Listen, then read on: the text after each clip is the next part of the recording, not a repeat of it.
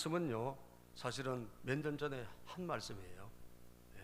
믿고 보낼 사람, 이런 제목으로 이 말씀과 다음 주에 선포할 말씀을 했는데 빌립보서를 강의하다 보니까 또 순서가 되었기 때문에 이 말씀을 전하게 됩니다. 그런데 제가 이 말씀을 다시 생각하고 또 이렇게 읽고 하면서 묵상하면서 다시 한번 하나님의 말씀에 참 위대함을 발견하게 돼요. 아는 말씀이고 이전에 전했던 말씀인데 이 말씀이 다시 오늘 우리에게 다가오는 거예요. 다시 오늘도 색다르게 우리에게 찾아오는 것입니다. 이유가 뭘까요, 여러분? 하나님의 말씀은 살아있기 때문이에요. 아멘. 하나님의 말씀은 살아있고 운동력이 있는 거예요. 그렇기 때문에 죽은 말씀이 아니라 생명의 말씀이기 때문에 다시 오늘 우리에게 똑같은 말씀이 각자에게 또 다르게, 또다시 하나님이 오늘 이 말씀을 통해 또 다른 말씀을, 또 다른 메시지를 우리에게 주신다는 거예요. 그래서 오늘은 제목은 좋은 모델 디모데인데요, 정말 오늘 이 시대에 참 모델 같은 신앙인이 있었으면 좋겠다. 모델이 될 만한, 저분처럼 좀 신앙생활을 했으면, 저분 좀 닮아봤으면, 그런 모델 같은 신앙인이 있었으면 좋겠다, 그런 느낌이 있고 그런 마음이 제가 생겨서 디모델을 좋은 모델로 오늘 우리가 세워서 이 말씀 속에 들어가서 우리 자신도 디모데 같은 모델이 있는 신앙, 모델로 삼을 수 있는 그런 신앙인 됐으면 좋겠다, 이런 결단을 하는 예배가 되기를 주님의 이름으로 축복합니다. 그런 의미에서 우리가 서로에게 다시 한번 인사할게요. 당신은 모델입니다. 어떤 모델이냐? 저 밖에 나와서 폼 잡는 그런 모델이 아니라 우리는 신앙의 모델, 예수 그리스도를 믿는 신앙의 모델이 되기를 바란다는 거죠. 그럼 여러분, 디모데는 어떤 모델일까요? 세 가지 모델인데요. 첫째는 위로자의 모델이에요. 위로자. 디모데는 위로자의 모델이다. 오늘 본문에 보니까요, 19절에 자, 우리 본문을 한번 읽어보면 시작. 내가 디모데를 속히 너희에게 보내기를 주 안에서 바람은 너희의 사정을 알므로 안위를 받으려 함이니. 자, 디모데를 지금 빌립보 교회에 보내고 싶은데 이 디모데가 이 빌립보 교회에 가서 할 역할이 뭐냐라는 거예요. 바울 사도가 속히 이 디모데를 좀 보내고 싶어서 이 디모데가 파송되어 가지고 빌립보 교회 모든 그 문제를 해결하고 빌립보 교회를 세우고 이렇게 하는 이 디모데를 빨리 보내고 싶은 그 목적이 뭐냐? 그 이유가 뭐냐? 이분을 통해서 뭘 얻고 싶은가? 그것은 바로 위로라는 거예요. 위로. 오늘 본문에 보니까 너희 사정을 알므로 안위를 받으려 함이니, 안위를 받으려 함이니, 이게 목적이란 말이에요. 이 안위를 받는다는 것은 위로를 받는다는 거예요. 그런데 이 원어를 들어가 보니까 이 원어는 한쪽에만 위로를 주는 것이 아니고 이 사람을 통해 가지고 피차 양쪽이 다 위로를 받는 거예요. 서로가 같이. 다시 말하면 보내는 사람도 이 사람 때문에 위로받고 또 그곳에 있는 사람도 이 디모데 때문에 위로를 받는 거예요. 그러니까 양쪽이 다 위로를 받는 그런 역할을 하는 사람이 디모데라는 거예요. 그러면 디모데라는 것은 누구냐? 진정한 위로자의 모델이 될 수가 있는 사람이죠. 왜? 한쪽에만 위로가 되고 어떤 사람이 위로가 안 되면 진정한 위로자는 아니잖아요. 그럼 반쪽이지 않습니까? 그게 아니라 이 사람을 보냄으로 가운데서 있는 이 사람으로 인해서 보낸 사람도 위로받고 거기 있는 공동체도 위로를 받는다면 이게 진짜 위로자란 말이에요. 100% 위로자란 거죠. 여러분, 사람은 다 위로가 필요한데요, 위로가 필요하지 않은 사람은 아무도 없습니다. 모든 사람은 다 위로가 필요하고 모든 사람은 격려가 필요한 거예요. 특히 이런 코로나 시대는요, 정말 우리가 위로하고 서로 격려하고 힘을 주고받아야 될 줄로 믿습니다. 우리 지금 위로를 주고받아야 돼요. 그리고 이 위기를 슬기롭게 탈출해야 됩니다. 제가 이찬수 목사님 설교를 듣는데 그분이 자기 간증을 하시더라고요. 자기가 몇 주 동안 굉장히 힘들었대요. 스트레스 받고 막 여러 가지 어려운 일이 좀 있었나 봐요. 그래서 스트레스 받고 너무 힘들어서 이분이 자기 사모님하고 우리 그냥 다 내려놓고 밥이나 먹으러 갑시다. 그래가지고 어디 유명한 짜장면집, 유명한 집이 있다 그래서 거기를 식사하러 갔나 봐요. 그래서 찾아갔는데 엄청 유명하다는데 막상 먹어보니까 막 거기서 거기랍디다. 그런데 간 김에 막 스트레스 받으니까 요리도 많이 시키고 먹으면 좀 스트레스가 풀리잖아요, 그죠, 여러분? 막 스트레스 받을 때 좀 먹어서요, 아시겠죠? 먹으면 좀 풀려. 그때는 좀 잊어버려. 그래서 막 요리도 시키고 막 먹고 뭐 이렇게 계산하러 딱 나오는데 이거 누가 계산을 했다는 거예요. 그리고 쪽지를 하나 누가 주고 간 거예요. 그래서 누가 이게 계산을 했나 보니까 자기는 몇 년 전에 그 교회에 한 5, 6년 전에 한 1년 정도 1년 남짓 교회를 등록은 하지 않고 예배만 드렸던 사람인데, 집사님인데 그때 은혜를 받고 자기가 너무 힘들었는데 참 인생이 많이 회복되기 때문에 감사하다. 그래서 감사의 표시로 목사님의 그 식사를 섬기고 싶어서 결제하고 간 거예요. 그리고 뭐 자기 이름도 적고, 그래서 교회도 지금 뭐 어느 다른 교회 다니고 있어서 그 교회도 적고 그렇게 했나 봐요.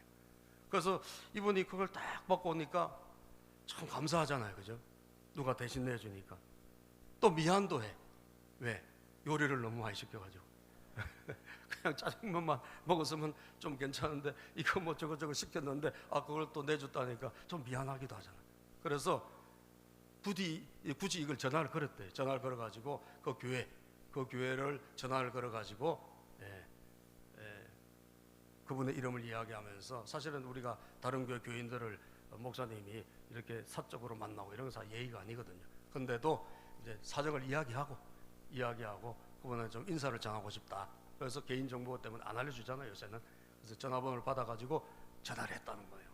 전화를 했더니 자초지종을 이야기를 하는데, 자기가 시골 교회에서 너무 큰 상처를 받아가지고 그때 막 누명을 뒤집어 쓰고 억울한 일을 당한 거예요, 이 사람이. 그래서 도저히 그 교회를 다닐 수가 없는 형편이 돼가지고 부득이 나와서 방황하고 있을 때 어디 갈 데는 없고, 사실 여러분 예수 믿는 사람들이 사실 참 우리가 어디 교회를 다 이렇게 제대로 정하지 못하고 방황할 때 굉장히 힘들거든요. 근데 마침 그 교회에 가서 본인들이 은혜를 받았다는 거예요. 그리고 많이 치유가 돼가지고, 그래서 이제는 많이 회복되어서, 물론 100%는 치유가 안 됐지만 많이 회복되어서 지금 어떤 교회를 잘 섬기고 있다, 뭐 그런 이야기였다는 거예요. 그래서 감사했다. 목사님 때문에 위로를 많이 받았고 감사했다. 그리고 전화를 끊었는데, 그리고 다시 한번 문자가 또 왔대요. 그때 너무너무 힘들었는데, 너무너무 괴로웠는데 그 말씀들이 제 마음을 울렸고 제가 조금씩 치유됐습니다. 다시 한번 왔대. 얼마나 좋았으면, 얼마나 그때 은혜 받았으면, 그죠? 그래서 그분이 그걸 끊고 나서 생각을 했다는 거예요. 왜 하나님이 이 사람을 오늘 만나게 하셨을까? 이 사람을 만나게 하신 이유가 뭘까? 여러분, 우리 안고 일어선 모든 것 어디로 가고 모든 것 만나면 다 누구 손에 있어요? 하나님 손에 있잖아요. 하나님 손에. 그래, 우리 하나님께서 섭리하셨고 하나님께서 만남을 주셨기 때문에 만난 거 아니에요? 아멘이죠? 하나님의 그 섭리 아니겠습니까? 그럼 왜 만나게 하셨을까, 그분을?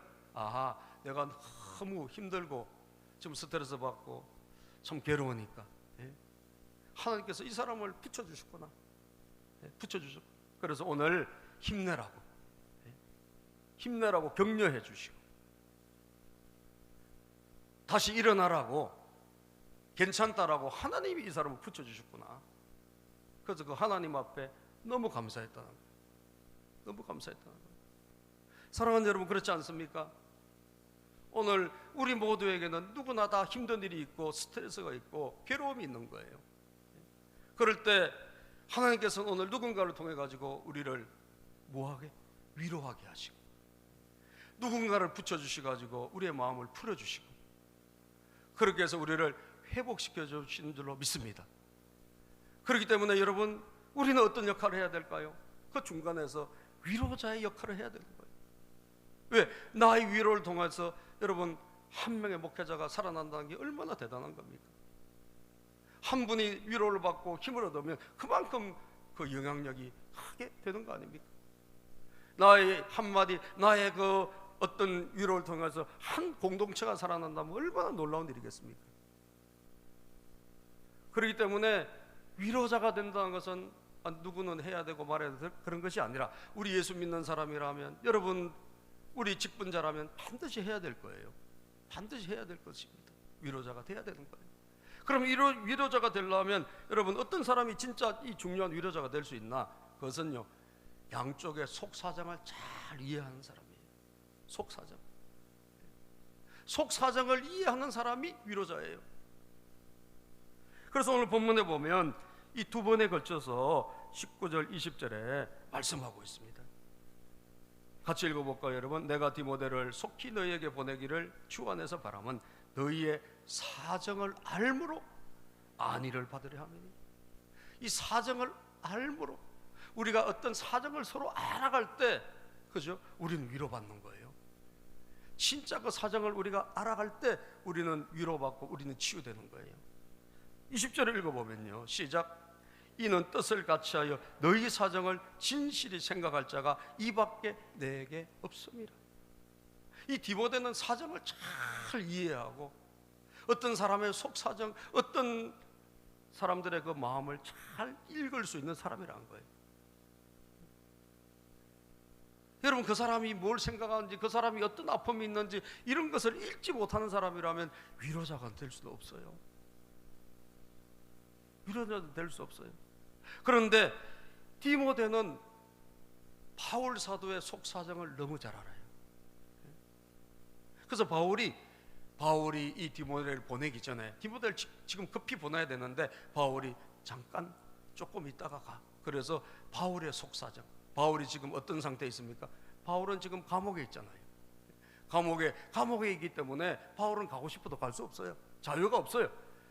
그런데 가고는 싶어. 빌립보 교회 궁금하니까 빌립보 교인들 만나고 싶어요. 그 대신 가는 거예요. 디모데가 대신 가는 거예요. 근데 바울의 사정이 있잖아요. 이 바울의 사정을 빌립보 교회에 알려줌으로 빌립보 교회 성도들이 위로를 받고, 빌립보 교회 성도들의 그 모든 속사정을 알아와서 바울에게 전달함으로 바울이 위로를 받고, 그렇게 해서 서로 위로가 되는 그런 위로자란 말이에요. 그래서 23절 24절을 보면요, 바울이 지금 재판을 앞두고 있는데, 바울에게 지금 제일 당면한 분이 재판이에요. 네, 로마 감옥에서 아마 쓰여진 걸로 추정됩니다. 빌립보서, 에베소서, 골로새서 다. 그래서 바울은 이 로마 감옥에서 한 2년 정도 수감하고 그리고 풀려나요. 그런데 재판을 앞두고 있기 때문에 이 재판의 사정을 잘 알아가지고 가기를 원하고 있다. 이걸 23절에 보면 적고 있습니다. 23절 시작.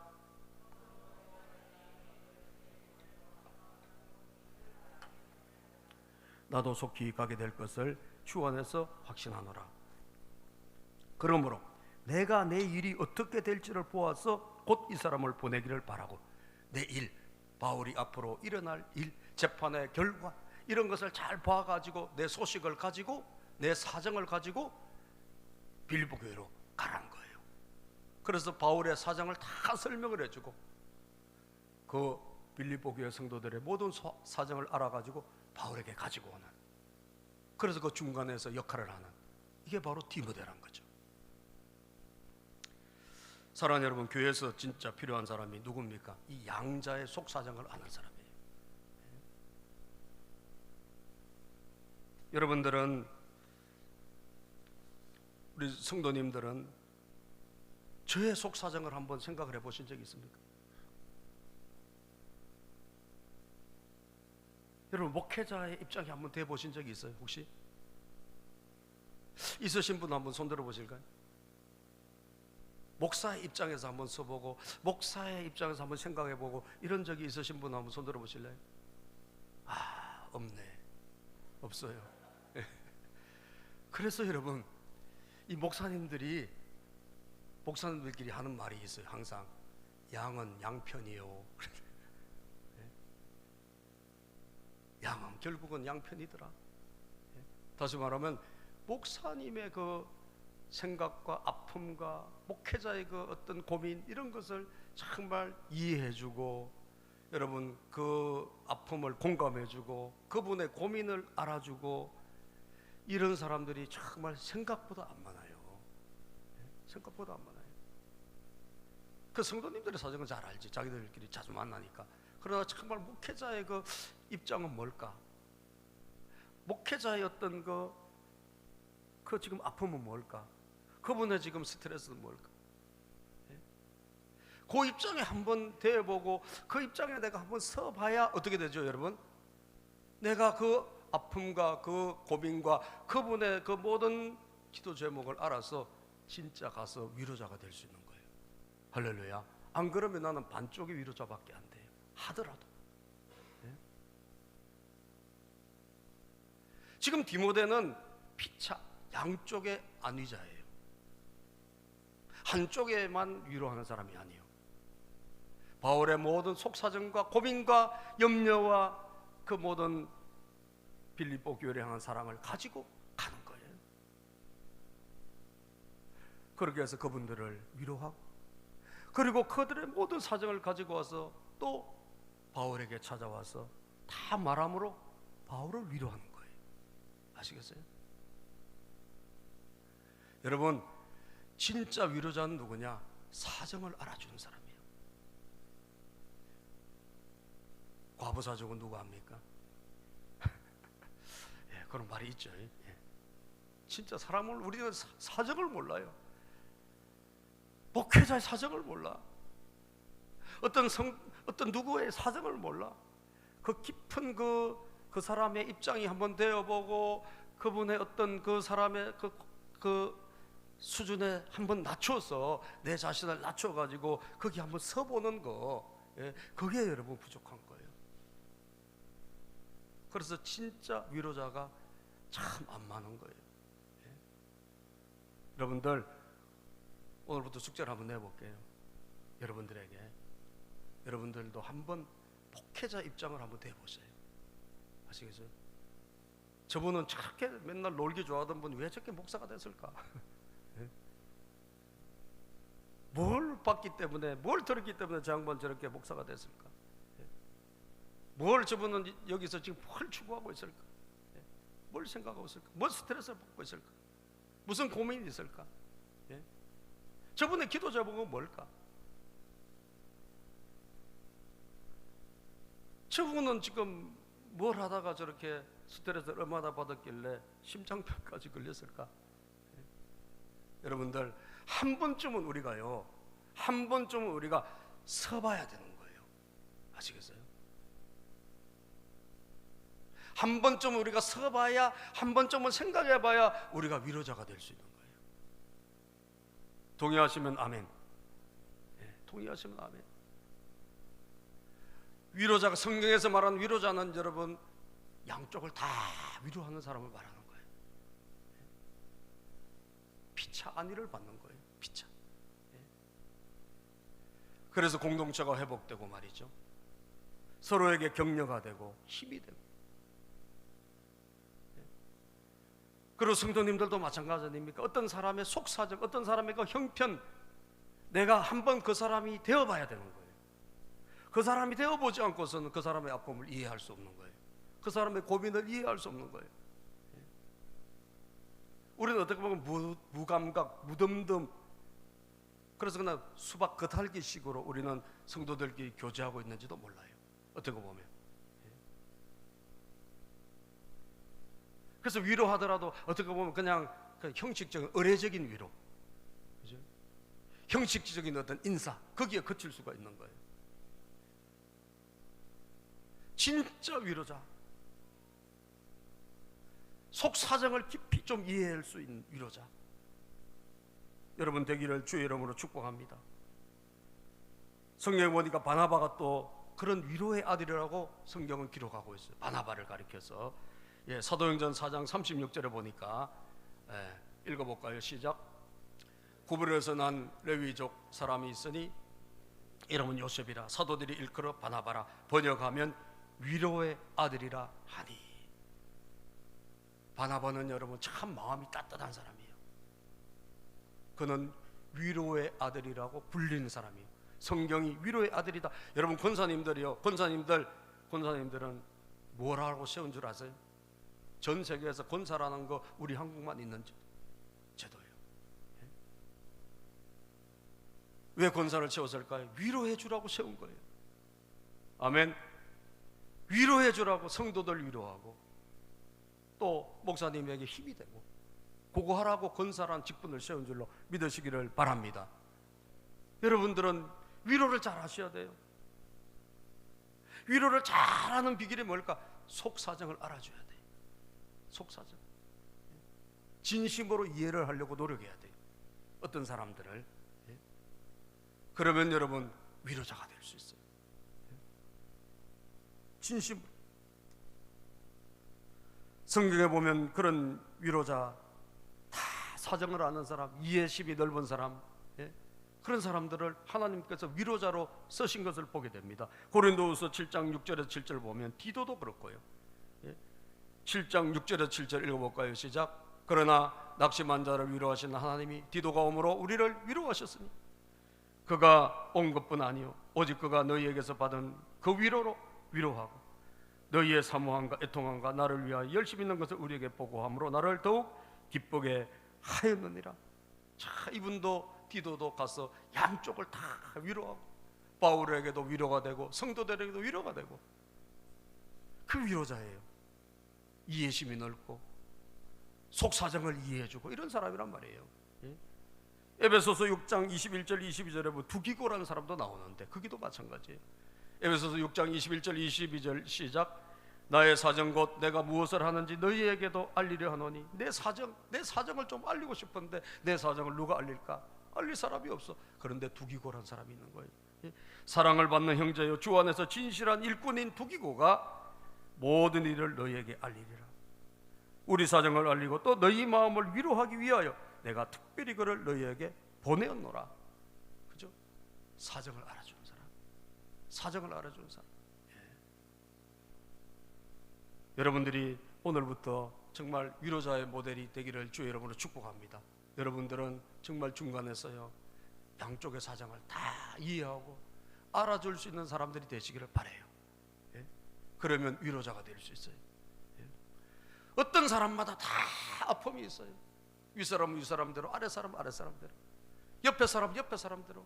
여러분 그 한 사람 한 사람들을 우리가 깊이 이해하고 그 속사람, 그 속사정, 그 안에 있는 깊은 고민 이런 것을 알아주자 이거죠. 그럴 때 여러분은 교회에서도 위로자가 되고 세상에 나가서 회사에 가면 회사에서 위로자가 되고 아멘이죠. 여러분들이 가족 가운데서 위로자가 되고 그런 만나는 공동체에서 위로자가 된다는 거죠. 이런 여러분들이 되시기를 주님의 이름으로 축복합니다. 두 번째는 뭐냐? 우선순위의 모델이에요. 디모데는 우선순위의 모델. 속사정을 알아줄 만한 사람이 딱 한 사람밖에 없었을까? 아니에요. 좀 더 있었을 것입니다. 오늘 성경에 보니까. 그러나 보낼 만한 사람이 없는 거예요. 갈 사람이 이 사람밖에 없어. 이 사람만 속사정을 아는 사람은 아니에요. 다른 사람도 들어있기는 있었어. 그러나 보낼 만한 사람이 없는 거예요. 디모데밖에 보낼 사람이 없어. 이유가 뭔지 아세요? 다른 사람들이 너무 자기 일로 바빠서 그런 거예요. 너무 바빠가지고. 자, 오늘 본문에 보니까 21절을 한번 볼까요? 이 밖에 내게 없음이라. 20절에 그렇게 이 밖에는 없다. 이 사람밖에는 없다. 이게 보낼 사람이. 왜 이 사람밖에 없을까? 그 밑에 보면 이유가 있습니다. 21절 시작. 그들이 다 자기의 일을 구하고 그리스도 예수의 일을 구하지 아니하되. 자기의 일을 구하고 예수 그리스도의 일을 구하지 않는 거예요. 예수의 일을 위해서, 예수님을 위해서 먼저 뭔가를 할 만한 여유가 없다라는 거예요. 왜? 자기 일이 바빠가지고. 자기의 모든 에너지가 어디에서? 자기 악에 가 있는 거예요.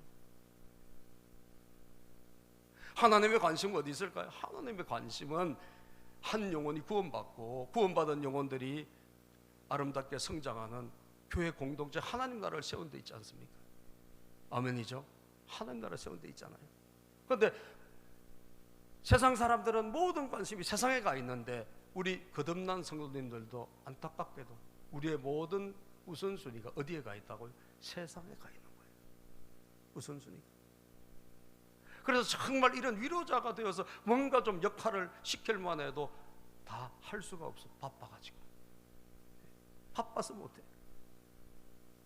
여러분, 제가 성경에 보니까요, 사람들이 왜 천국 못 갈까? 바빠서 못 간대. 바빠가지고. 예? 너무 바빠. 놀다고 바쁘고, 예? 즐긴다고 바쁘고, 일한다고 바쁘고, 다 바빠가지고 교회 올 시간이 없고, 예수 복음을 한번 귀를 기울일 시간이 없는 거예요. 마태복음 22장에 보면 천국에 대한 비유를 설명하고, 천국은 마치 혼인잔치, 잔치를 모든 짐승을 잡아가지고 모든 잔치를 준비한 그런 청한 임금과 같다, 그런 비유가 나오는데 말이죠. 그래서 사람들을 불러서 잔치를 잘 차려놓고 불렀는데 이 사람들이 안 오네. 잔치에 안 오는 거예요. 잔치에 왜 안 오나? 5절에 보니까요, 마태복음 22장 5절 시작. 그들이 돌아보지도 않고 한 사람은 자기 밭으로 한 사람은 자기 사업하러 바빠요. 다 바빠. 자기 일하러 가고 바빠, 사업하러 가고. 그래서 혼인잔치에 올 시간이 없는 거예요. 놀러 가고 뭐하고 예? 잔치하라고, 집안 잔치하라고, 혼인잔치, 하나님의 잔치, 이 은혜의 잔치에 올 시간이 없는 거예요. 그리고 어떤 사람들은 초대하는 종들을 죽이고 말이죠. 그 다음 구절 읽어보면, 예?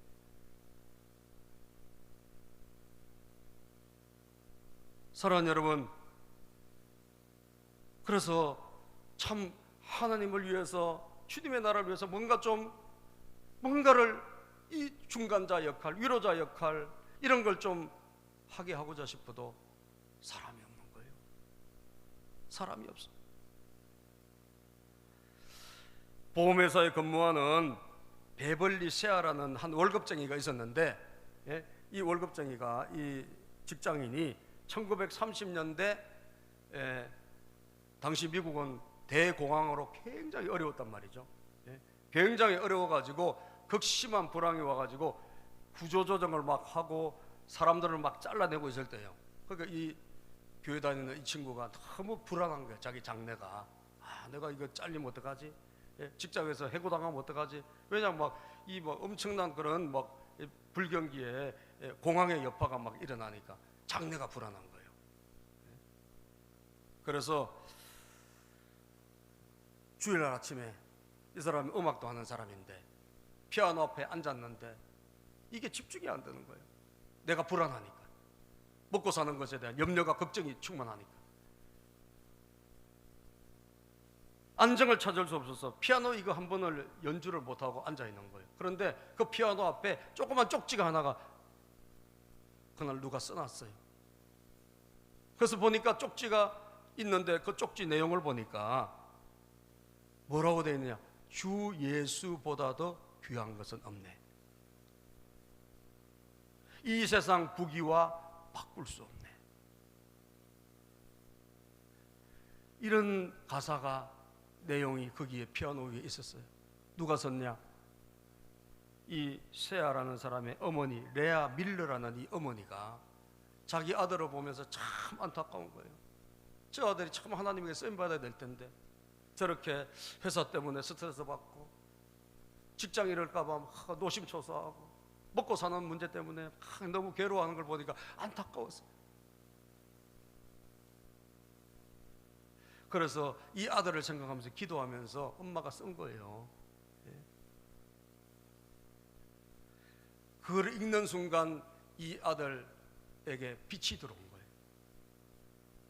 그래서 한 줄기 영감, 하나님이 위에서 부어주시는 영감, 성령님의 감동이 일어나기 시작한 거예요. 그래서 그 가사에 곡을 붙인 게 뭐냐? 우리가 부르는 찬송가 94장이에요. 할렐루야. 여러분 94장이 그냥 나온 게 아니에요. 우선순위가 헷갈려가지고 먹고 사는 것 때문에 연연하고 이렇게 헤매던 한 청년에게 여러분 그 어머니가 기도해가지고 깨운 거예요. 예수님이 우선이야. 아멘. 예수 그리스도가 우선이야.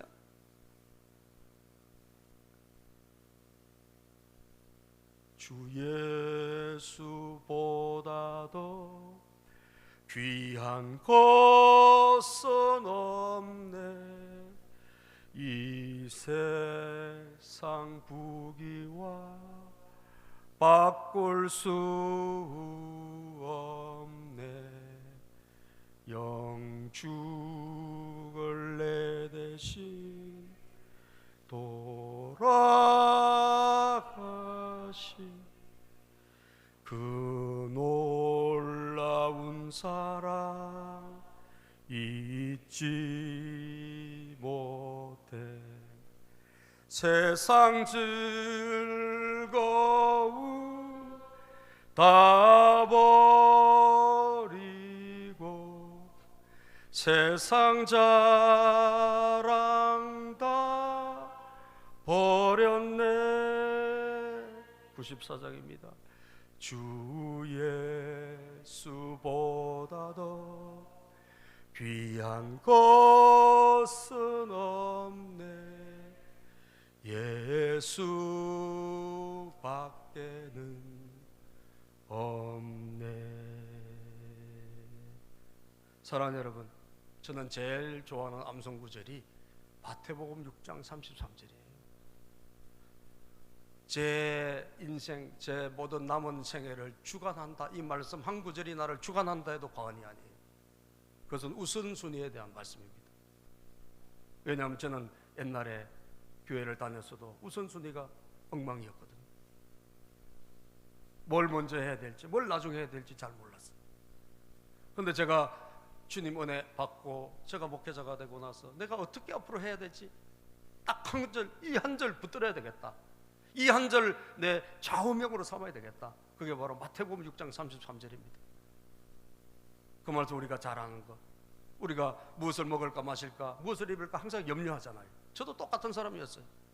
똑같이 항상 염려 걱정, 무엇을 먹어야 되지, 이거 어떻게 해야 돼, 이번 달에 될까. 그랬는데 여러분, 제가 고난과 환난과 여러 가지 연단을 받으면서 그리고 신학교를 다니면서 발견한 거 딱 한 가지, 하나님 책임져 주시는데 내가 왜 그러지? 여러 가지 경험을 하면서 하나님이 도와주시는데 내가 걱정을 왜 하지? 그러면서 발견한 게 이 말씀이에요. 마태복음 6장 33절. 같이 한번 우리 시작. 마태복음 6장 33절입니다. 너희는 먼저 그의 나라와 그의 의를 구하라. 그리하면 이 모든 것을 너희에게 더하시리라. 먼저 그의 나라와 그의 의를 구하면 이 모든 것은 하나님이 더하여 주신다. 이 모든 것은 뭐죠? 우리가 필요한 모든 것들, 의식주라든지 내 자녀가 잘 되는 거라든지 모든 앞으로 일어나는 모든 일, 내가 먼저 그 나라를 구하면 하나님이 알아서 하시겠구나. 믿습니까 여러분? 하나님이 알아서 하시겠구나. 나는 할 일은 우선순위만 바로 해가지고 먼저 하나님 먼저 생각하고 하나님 우선으로 하면 되겠네. 저는 결론을 내린 거예요. 이 결론은 여러분들 성경 말씀이기 때문에, 성경 말씀은 믿고 따르는 자에게 반드시 그대로 될 줄로 믿습니다. 반드시 그대로 될 줄로. 저는 우선순위, 왜? 제가 우선순위가 엉망인 인생을 살았기 때문에 그래요. 예수는 믿었어도, 교회는 다녔어도. 여러분들, 오늘 하나님께서 뭔가 일을 좀 하기를 원하고 하는데 다 뭐가 바쁜 거죠? 자기 일이 다 바빠요. 자기 일이 바빠. 그리스도 예수의 일을 구할 자가 없다. 그리스도 예수 일이 사실 우리에게 우선 아닙니까? 구원받은 성도님들에게는. 아멘입니까? 우리에게는 이게 우선이에요. 그리스도 예수의 일을 구하면 하나님은 우리를 도와주시겠다고 약속하셨어요. 무거운 짐을 우리가 지고 가는 것이 아닙니다, 여러분. 주님이 대신 져주시는 거예요. 우리는 먼저 그 나라와 의를 구하면 하나님 아버지께서 당신의 손으로 손을 펴서 우리를 도와주시는 거예요. 우리를 인도해 주시는 거예요. 어떻게 그런 일이 돼서 하나님 다 도와주셨어요? 어떻게 그런 일이 일어났습니까? 간증을 들어보세요. 다 하나님 도와주셨다 그래요. 하나님의 손이 나타났다. 하나님의 위대한 능력이 나타났다. 하나님이 개입해 주셨다. 사랑하는 여러분, 하나님이 개입해 주시지 않고 될 일이 있겠습니까? 하나님이 열면 닫을 자가 없고 닫으면 열 자가 없는 줄로 믿으시기를 바랍니다. 우리는 한 가지만 하면 돼요. 한 가지만 하면 돼요. 우선순위 하나님 먼저, 주님의 일 먼저, 그리고 내 일 열심히 하면 돼요. 하는 만큼. 그러나 우선순위는 어디에 있는가? 초점은 어디에 있는가? 내 중요성은 어디에 두는가? 이게 중요한 거란 말이에요. 중요성. 먼저 그 나라와 그를 의를 구하라. 디모데, 속사정 아는 사람 들어있었어요. 그러나 갈 사람이 없어. 왜? 바빠가지고. 디모데는 손 들었습니다. 제가 갈게요. 제가 할게요. 여러분, 그렇게 나선 디모데가 빌립보 교회를 살리고 바울에게 위로가 되고, 여러분, 세계교회의 역사에 놀라운 기록을 남긴 사람이 된 줄로 믿습니다. 아멘. 자기 일에 바쁘던 사람들은 이름이 어디 있는지 아무도 기억도 안 합니다. 인생은 어차피 살고 떠나는 거예요. 잠시 왔다 가는 인생이에요. 자기 일에 바빴던 사람 별로 이름 남지 않습니다. 그러나 디모데는 이름이 남았어요. 하나님이 기억하셨어요. 우리는 바쁜 세상이지만, 그죠? 그러나 우리 성도를, 은혜 받은 성도라면 우리가 무엇을 위해서 먼저 바빠야 될까? 여러분, 세상 일 하지 말라는 게 아니에요. 열심히 하세요. 그러나 우리가 먼저 할 일이 있다는 거예요. 먼저 할 일. 그게 뭐냐? 하나님 나에게 맡기실 일이다. 아멘입니까? 맡기실 일이다. 이게 우선순위의 모델이 디모데다. 이걸 기억하시고, 마지막 헌신과 희생의 모델입니다. 여러분, 22절을 한번 읽어보고 이 말씀 한번 같이 나눕시다. 마지막으로 시작. 디모데 연단을 너희가 안 하니 자식이 아버지에게 함같이 나와 함께 복음을 위하여 수고하였느니라. 자, 디모데는요, 힘든 일, 그리고 희생할 일, 헌신할 일 절대로 미루지 않았어요. 제가 디모데를 보니까요, 디모데 삶이 1차 전도 여행에, 바울의 1차 전도 여행에 아마 바울의 제자가 된 것 같아요. 어머니 그리고 할머니 3대 신앙인이요. 아버지가 그 헬라인이고, 그런데 그 예수님의 은혜를 받고 제자가 된 다음에 2차 전도 여행부터 그리스 전도, 그리고 3차 전도 여행이 에베소를 통해 가지고 여러분 다시 로마로 돌아가는 그 3차 전도 여행 아닙니까? 이 전도 여행마다 디모데는요 항상 바울 사도 옆에 있어요. 그리고 바울이 못 가면 디모데가 가고, 바울이 남겨두고 오고, 바울은 아테네로 오면서 그냥 디모데는 거기 떨어뜨려 두고 오고, 이럴 정도로 바울이 가는 곳마다 디모데는 언제나 그 옆에서 모든 희생과 수고를 같이 한 사람이에요. 심지어 나중에 보면 감옥에도 같이 있었던 흔적이 있어요, 디모데가. 그러니까 바울이 가는 곳마다, 바울이 하는 일마다, 힘든 일마다, 바울이 하는 모든 사역에 언제나 뒤에서, 옆에서 뒷받침하고 희생하고 수고하고 헌신한 사람이었어요. 그래서 디모데 연단을 너희가 안 하니, 이 말은 뭐 다 안다는 거예요, 사람들이. 디모데는 어떻게 신앙생활을 했는지, 어떻게 열심히 했는지 모든 사람 너희가 안 하니 했으니까 다 알지 않냐 이거예요. 그런 정도로 알려진 사람이라고 해요. 사랑하는 여러분, 우리가 왜 바쁜데 주님을 위해서 우리가 먼저 살아야 될까요? 이유가 뭘까요? 제가 어떤 그 이야기를 들었는데 그 이름이 지금 생각이 안 나요. 얼굴이 어릴 때 곰보가 된 거예요. 왜 그랬냐? 동네에 돌림병이 돌아가지고, 지금같이 이렇게 코로나 같은 이런 돌림병이 돌아가지고, 옛날에 뭐 그런 병이 많이 돌았잖아요. 그래서 많은 사람들이 죽어간 거예요. 그런데 이 딸이 열병에 걸려가지고 막 얘도 다 죽어가. 얼굴에도 막 열병에 꽃이 피고 말이죠. 그래서 이 엄마가 이 딸을 한번 살려보려고, 이 딸을 살려보려고 이 엄마가 그 딸의 얼굴에 핀 이 열꽃 이거를 짜고, 예? 그리고 또 물로 좀 식혀주고 눈물로 기도하면서 이 딸이 죽을까 봐 말이죠. 여러분, 어린 딸이 죽어간다고 생각해 보세요. 여러분 뭔들 안 하겠어요? 그 당시에 무슨 약도 제대로 없고 그럴 때니까요. 예? 그래서 이 딸을 막 살려보려고 몸부림을 치고 눈물 흘리면서 하다가 여기에 흉이 진 거예요. 그런데 다행히 살았어, 하나님 은혜로. 그런데 얼굴은 너무 이상하게 된 거예요. 여자가 사실 얼굴이 생명이에요, 아니에요? 여자가 얼굴이 생명 아니에요. 그러니까 예, 이 얼굴에 스트레스, 그래서 만나는 사람마다 놀리고, 예, 학교 가니까 애들이 놀리고 막 동네 친구들이 놀리고 너무 괴로워하는 거예요. 스트레스 받고. 그런데 엄마가 어느 날 이야기해 준 거예요. 네 얼굴이 왜 이렇게 됐냐? 죽어가는 너를 살려보려고, 내가 눈물로 너의 그 열꽃을 닦아주고 내가 눈물로 내가 기도하면서 하다 보니까 네 얼굴이 이렇게 됐다.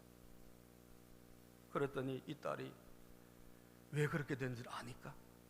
엄마가 나를 얼마나 사랑하고 나를 살려보려고 눈물로 애쓰다가 생긴 상처라는 걸 알게 되니까 이 딸이 그때 아무렇지도 않게 된 거야. 아, 이게 훈장이구나. 나를 사랑하는 엄마의 훈장이구나. 그래서 그때부터 이걸 자랑하고, 예? 하버드대 법대를 들어가고요. 공부 열심히 해가지고요. 그리고 그 하버드대 법대 들어가서, 그리고 남자친구가 하나 마음에 있는데 그 남자를 향해서 돌진하는 거예요. 사귀자고. 근데 남자가 사귀겠어? 저리 가라고 말이, 다시는 오지 말라고 말이지. 그런데도 말이야, 계속 돌진하고 만나자 그러고, 그래가지고 내 이야기만 한번 들어보라고. 그래서 자기 이야기를, 자기 어릴 때 엄마가 이렇게 해준 이야기를 하니까 이 남자 갑자기 마음이 싹 바뀌더래. 그래서 결혼했대요. 할렐루야. 예. 그래서 훌륭한 그 법조가가 되는데, 제가 이름은 지금 갑자기 생각이 안 나요. 들었던 기억이 있는데, 이 훈장, 엄마의 그 사랑에 그 상처란 걸 아니까 여러분 자랑스러운 거예요.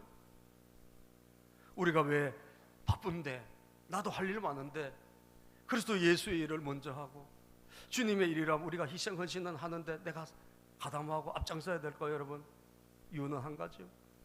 하나님이 당신을 사랑하시기 위해서 십자가에 죽으신 줄로 믿으시기를 바랍니다. 하나님의 아들 우리 주 예수 그리스도 독생자가 여러분을 살리기 위해서 여러분 십자가에서 몸 찢어 피 흘려 다 쏟아주시기 때문이에요. 아마 디모데는 그 사랑의 그 은혜를 너무 깊이 체험했던 것 같아요. 그죠? 너무 깊이 체험해서 내 인생 이제 주를 위해서라면 뭐 아깝지 않다, 이제. 예?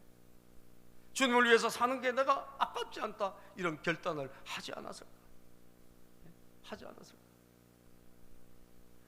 갈라디아서 6장 17절에 보면요, 성경에 이런 말씀이 있습니다. 갈라디아서 6장 17절 시작. 이후로는 누구든지 나를 괴롭게 하지 말라.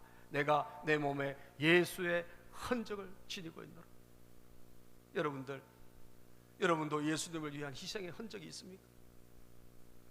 예수 그리스도를 위한, 주님이 나를 위해서, 주님은 십자가의 흔적이 있잖아요. 손에 박힌 못자국, 발에 박힌 창자국, 여러분 허리에 창자국, 발에 박힌 못자국 다 있잖아요. 여러분, 도마가 그거 만져보고 무릎 꿇었지 않습니까? 진짜 주님 나를 위해서는 주님 살아나셨군요. 우리도 조금 희생의 흔적이 있어야 되지 않을까? 주님 앞에 섰을 때. 아멘입니까? 주님 앞에 섰을 때 주님은 우리를 위해서 모든 걸 다 지불한 흔적이 있는데 우리는 그 주님을 위해서 조금의 흔적이라도 있어야 되지 않을까? 주를 위한 희생의 흔적, 주를 위한 봉사의 흔적, 마크. 국가를 위해서 여러분 희생한 사람, 어족을 차기도 하고, 예? 몸에 여러분 불구가 된 사람도 있고, 그렇지 않습니까? 우리가 예수를 위해서 여러분 흔적이 남는 여러분 희생의 헌신의 모델이 되기를 주님의 이름으로 축복합니다. 기도하겠습니다. 하나님 감사합니다. 오늘도 좋은 모델 디모데 우리가 말씀을 통하여 살펴보았습니다. 전능하신 하나님 아버지, 저희들이 무슨